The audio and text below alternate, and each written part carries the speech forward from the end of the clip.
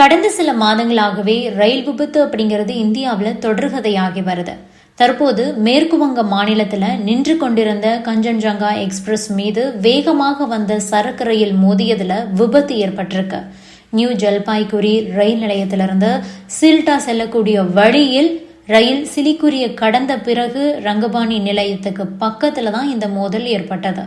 இந்த விபத்துல பின்பக்கமாக இருந்த 3 பெட்டிகளும் கடுமையாக சேதமடைஞ்சிருக்கு. இதன் விளைவாக தற்போது வரைக்கும் 4 பயணிகள் உயிரிழந்திருக்கிறதா தகவல்கள் தெரிவிக்குது. இருப்பினும் இந்த உயிரிழப்பு அதிகரிக்கலாம்னு அஞ்சப்படுது. ரங்கபாணி மற்றும் நிஜ்பரி நிலையங்களுக்கு இடையே தான் இந்த சம்பவம் நடந்திருக்கிறதாகவும் தற்போது மீட்பு பணிகள் நடந்து வருவதா ரயில்வே அதிகாரிகள் சொல்லியிருக்காங்க. இந்த விபத்துக்கான காரணம் பற்றி தற்போது விசாரணையும் மேற்கொள்ளப்பட்டு வருது.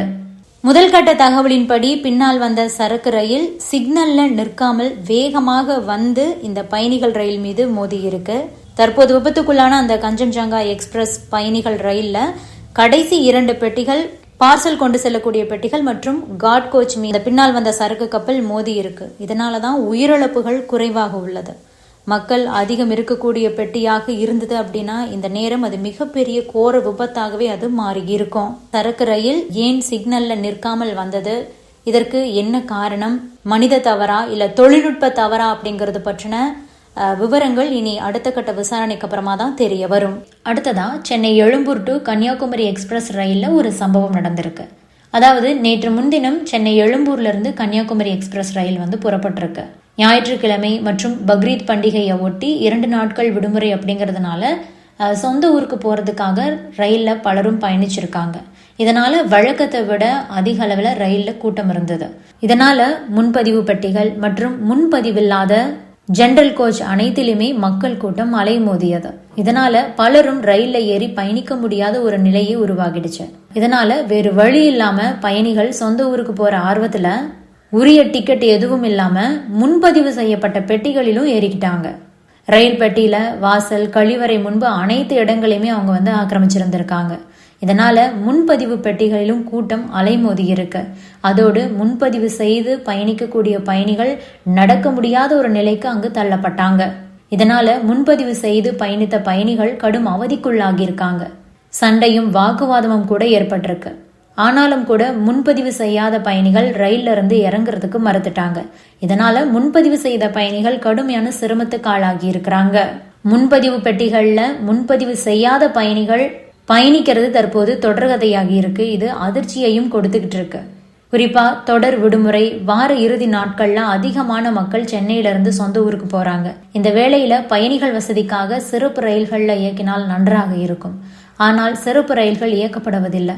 இதனாலதான் முன்பதிவு பெட்டிகளில் பொதுமக்கள் ஏறி பயணிக்கிறாங்க. இந்த பிரச்சனைக்கு ரயில்வே நிர்வாகம் முடிவு கட்ட வேண்டும் அப்படின்னுட்டு பலரும் சொல்லிட்டு இருக்காங்க. இதே மாதிரி இன்னொரு சம்பவமும் நடந்திருக்கு. ஸ்லீப்பர் ரயில் பெட்டியில புக்கிங் செய்தவர்களை ஏற விடாம ஜெனரல் கோச்சுக்கு டிக்கெட் எடுத்தவங்க, டிக்கெட்டே எடுக்காதவங்க எல்லாரும் கூட ஓகா எர்ணாகுளம் எக்ஸ்பிரஸ் ரயில ஆக்கிரமிச்சிருந்திருக்காங்க. இதனால வேதனை அடைந்த ஒரு பெண் பயணி ரயில் பெட்டிக்குள்ள என்ன நடக்குதுன்னு பாருங்க அப்படின்னு சொல்லிட்டு ஒரு வீடியோவை எடுத்து பதிவிட்டு இருக்காங்க. ஓகா டு எர்ணாகுளம் எக்ஸ்பிரஸ் ஒரு வாராந்திர ரயில். இந்த ரயில் கேரளாவின் எர்ணாகுளத்திலிருந்து புறப்பட்டு திருச்சூர், கோழிக்கோடு, காசர்கோடு, மங்களூர், உடுப்பி வழியா கோவா செல்லும். அப்படி மகாராஷ்டிரா மாநிலத்துக்குள் நுழைந்து மும்பை பக்கத்துல போயிட்டு அதன் பின்னர் குஜராத் மாநிலத்தின் சூரத், ராஜ்கோட், அகமதாபாத் வழியா ஓகா செல்லும். இந்த ரயில் மொத்தம் 44 மணி நேரம் 5 நிமிடம் செல்லக்கூடியது. மொத்தம் 2557 கிலோமீட்டர் தூரம் செல்லக்கூடிய இந்த ரயில் ஓகாவிலிருந்து மீண்டும் எர்ணாகுளம் திரும்பும். மொத்தம் 3.5 நாட்கள் செல்லக்கூடிய இந்த ரயில் முழுமையா அரபிக்கடலை ஒட்டி இருக்கக்கூடிய கொங்கன் ரயில் பாதையில தான் செல்லும். மொத்தம் 50 ரயில் நிலையங்கள்ல இந்த ஓகா டு எர்ணாகுளம் எக்ஸ்பிரஸ் ரயில் நின்றுட்டு போகும். இப்படி செல்லக்கூடிய ரயில்ல நின்றுகிட்டே போக முடியுமா அப்படிங்கறத கொஞ்சம் யோசிச்சு பாருங்க.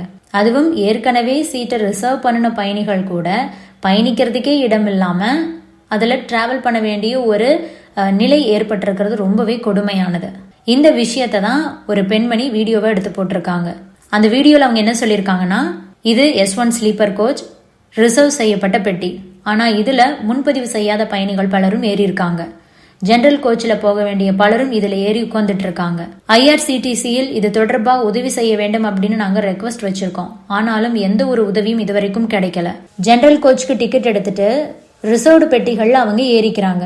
இதனால மொத்த ரயிலும் பயணிகளால நிரம்பி வழியுது. யாரும் கை கால்களை கூட இங்கு நகர்த்த முடியல, உட்காரவே முடியல பாருங்க அப்படின்னு சொல்லிட்டு வீடியோவா பதிவிட்டிருக்காங்க.